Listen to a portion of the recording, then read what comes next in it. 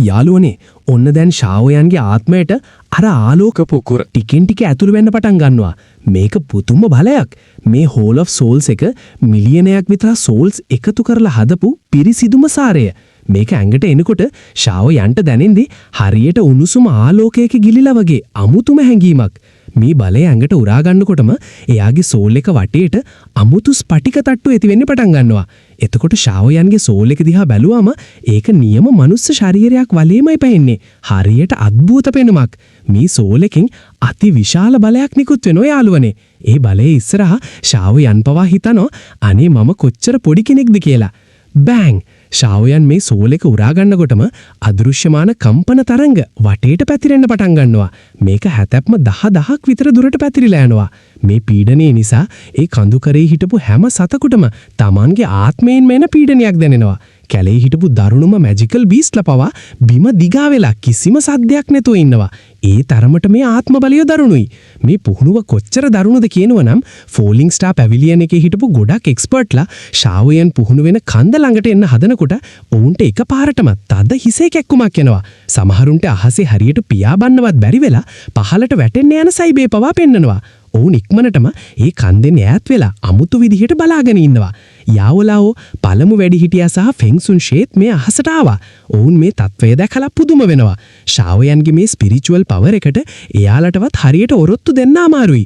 යාවලාෝගේ do චී සහ ආත්ම බලය දෙකම දැන් ශාවයන් අභිබවා ගිහින් ස්මෝල් පිල් ටවර් එකේ පළමු වැඩිහිටියා පුදුමයෙන් වගේ මේ දිහා බලාගෙන ඉන්නවා. ඕ කියනවා මේකනම් ඇත්තටම භයානකයි. පර්ෆෙක්ට් හෙවන්ලි ස්ටේට් එකටපත් උනේ අපේ ආදිතමයාගෙන් පස්සේ අවුරුදු 10කට පස්සේ. එයාට ඇත්තටම ඊර්ෂ්‍යාවක් දැනෙනවා. මොකද ඔහු සියවසක් තිස්සේ ඇඩ්වාන්ස්ඩ් හෙවන්ලි ස්ටේට් එකේ හිටියත් මේ පර්ෆෙක්ට් ස්ටේට් එකට එන්න ඔහුට බැරි වුණා. යාවලාව සතුටින් සිනාසෙනවා. මේක ඔහු බලාපොරොත්තු වුණාටත් වඩා වැඩි දෙයක්. ශාවයන්ට වෙනත් අය වගේ උපන් හැකියාව තිබුණේ නැති වුණත් එයාගේ අදිෂ්ඨානය, වාසනාව සහ ජීවිතය මරණය අතර කළ සටන් නිසාම එයා මේ තත්වයට ආවා. යාවලාව දුර බලාගෙන හිතනවා යාවෝ ක්ලෑන් එක.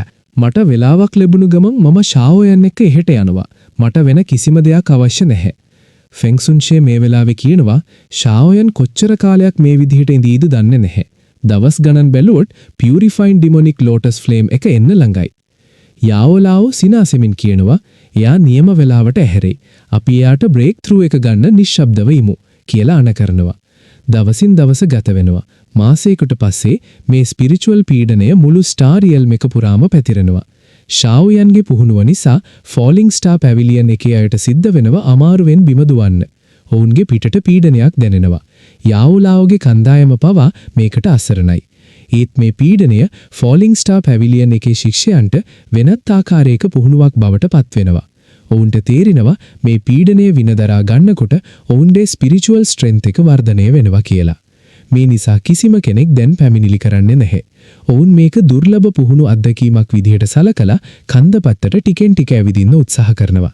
ඒ අයගේ ආත්ම බලය වැඩි වෙනවා. ශාවයන්ගේ පර්ෆෙක්ට් හෙවන්ලි ස්ටේට් සෝල් එකෙන් ලැබෙන මේ පීඩනය පුදුම ආශිර්වාදයක්. මේ ශිෂ්‍යයන් සමහරු අහම්බෙන් සෝල් ලෙසන්ස් පොඩ්ඩක් ඇඟට ආරම් ඒක ඔවුන්ගේ දිව්‍යමය බෙහෙතක් වඩී වෙනවා. මේ විදිහට දවස් 50ක් ගත වෙනවා. ඊට පස්සේ මේ ස්පිරිචුවල් පීඩනිය ටිකෙන් ටික අඩු වෙන්න පටන් ගන්නවා. යාවලාවගේ කණ්ඩායමේ මුහුණුවල බරපතල පෙනුමක් ඇති වෙනවා. ඔවුන්ට දැනෙනවා ශාවයන් අවදි වෙන්න ළඟයි කියලා. තවත් දවස් දෙකක් ගත වෙනවා. ශාවයන් කඳු මුදුනක හිඳගෙන ඉන්නවා. ඔහු ඉදිරියේ තියෙන ස්පටික රූපය තවදුරටත් චලනය වෙන්නේ නැහැ. ඒ ස්පටික රූපයේ ඉස්සරහ තිබුණු අඩි 5ක් තරම් විශාල සෝල් ලෙසන්ස් පොකුර දැන් හිසක ප්‍රමාණයට වඩා අඩු වෙලා. අවසානයේදී ඒ ක්‍රිස්ටල් මනුස්ස රූපය ඔහුගේ කට අරිනවා. විශාල උරා ගැනීමක් කෙට්ට අර ඉතිරි සෝල් ලෙසන්ස් ටික ආලෝක කිරණයක් වෙලා ඒ ක්‍රිස්ටල් ශාවයන්ගේ කටට ඇතුළු වෙනවා. ඒ සෝල් ලෙසන්ස් පොකුර කටට ඇතුල් වෙනකොටම ක්‍රිස්ටල් ශාවයන්ගේ ශරීරය එකපාරටම සෙලවෙනවා. දිදුලන ආලෝකයක් එයාගේ ශරීරයෙන් පිට වෙලා අදෘශ්‍යමාන කම්පනයක් හැම දිශාවකටම සුලිසුලගක් වගේ පැතිරෙනවා. මේ මොහොතේ අහස පුරා කළු වලාකුළු වැහිලා අකුණු සැර වරින් වර දිලිසෙන්න පටන් ගන්නවා. අහසේ අකුණු සැර දගලනවා.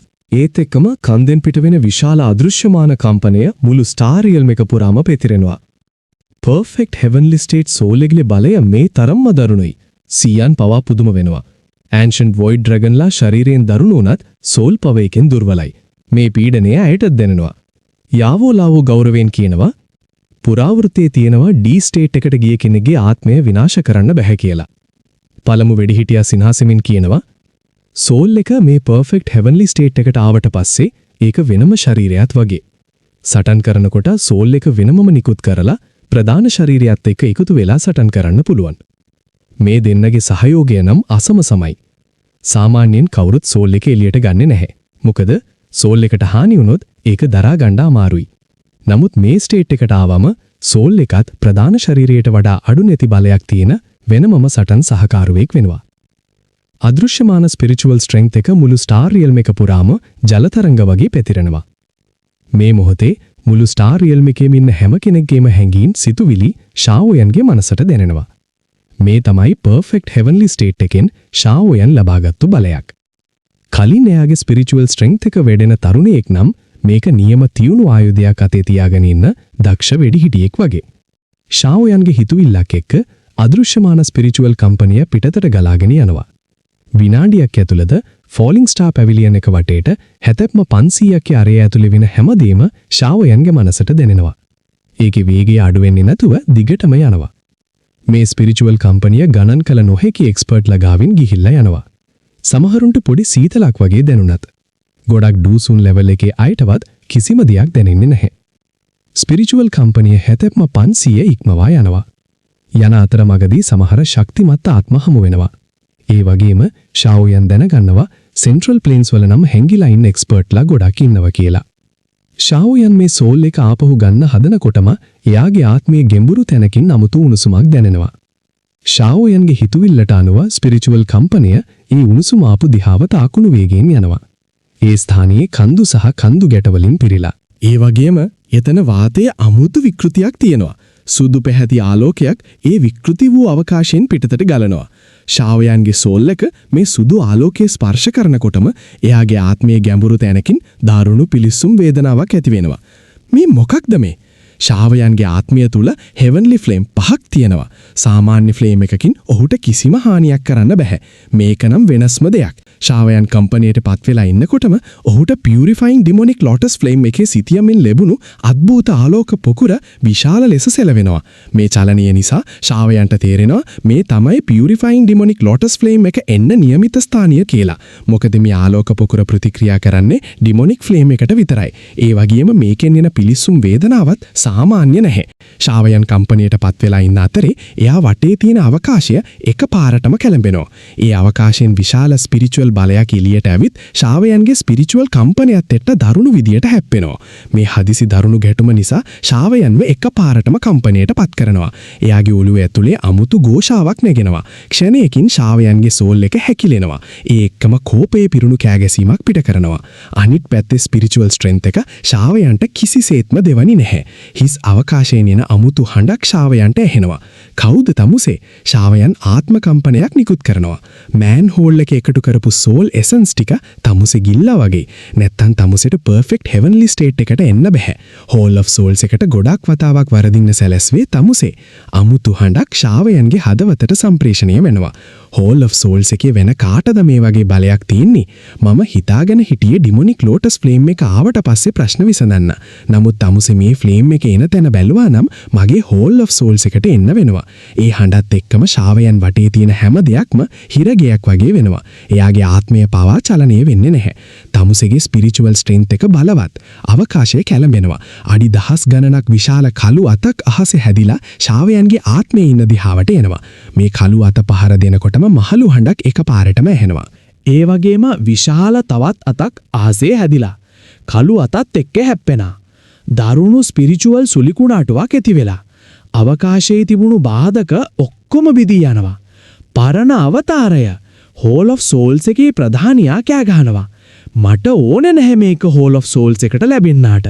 මහලු හඬක් උත්තර දෙනවා. මේ ස්ථානයෙන් යන්න. අවකාශයේ තිබුණු බාධකේ බිඳී යනකොටම මහලු හඬක් ශාවෝයන්ගේ හිතට ඇතුරු යනවා. ශාවෝයන්ට දැනෙනවා එයාගේ ආත්මය එකපාරටම එනවා වගේ. තප්පර කීපයක් ඇතුළත ඔහුගේ මනසට ආපහු යනවා. සීතල දාඩිය දාලා තියලවා. ඔහුට තේරෙනවා හෝල් ඔෆ් සෝල්ස් එකේ ප්‍රධානියා එයාට පහර දුන්නා කියලා. ඒ අద్භූත එක්ස්පර්ට් උදව් නොකළා නම් ඔහුට බේරෙන්න අමාරුයි. ෂාଓයන් සීතල දාඩිය පිහදමනවා. ඔහු යන්තම් හුස්ම පිට කරනවා. මේක ඇත්තටම භයානකයි. ඔහු පර්ෆෙක්ට් හෙවන්ලි ස්ටේට් එකේ හිටියත් හෝල් චීෆ්ගේ සෝල් එක විතරක් ඔහුට අසරණ බවක් ඇති කරන්න පුළුවන්. මේ අද්භූත එක්ස්පර්ට් කවුද කියලා නම් මට හිතාගන්න බෑ. මම එයාව දන්නේ නෑ. මේ ස්පිරිචුවල් ටුවර් එකෙන් ෂාओයන් දැනගන්නවා සෙන්ට්‍රල් ප්ලේන්ස් වල කොච්චරනම් එක්ස්පර්ට්ලා හැංගිලා ඉන්නවද කියලා. ඒ අද්භූත එක්ස්පර්ට් හෝල් ඔෆ් සෝල්ස් එකේ ප්‍රධානියාටවත් බය නැහැ. ෂාओයන් හිටනවා. එයා මට උදව් කළේ යාළුවෙක් හැටියට වෙන්න ඇති. ෂාओයන් හිස ඔසවනවා. ඔහු වයම්බ දෙස බලාගෙන ඉන්නවා. ඔහු මේ ස්පිරිචුවල් ටුවර් එකෙන් ගොඩක් දේවල් දැනගත්තා. හෝල් ඔෆ් සෝල්ස් එකේ ප්‍රධානියාව හම්බ වුණා වගේම ඩිමොනික් ෆ්ලේම් එක එන තැනත් දැනගත්තා.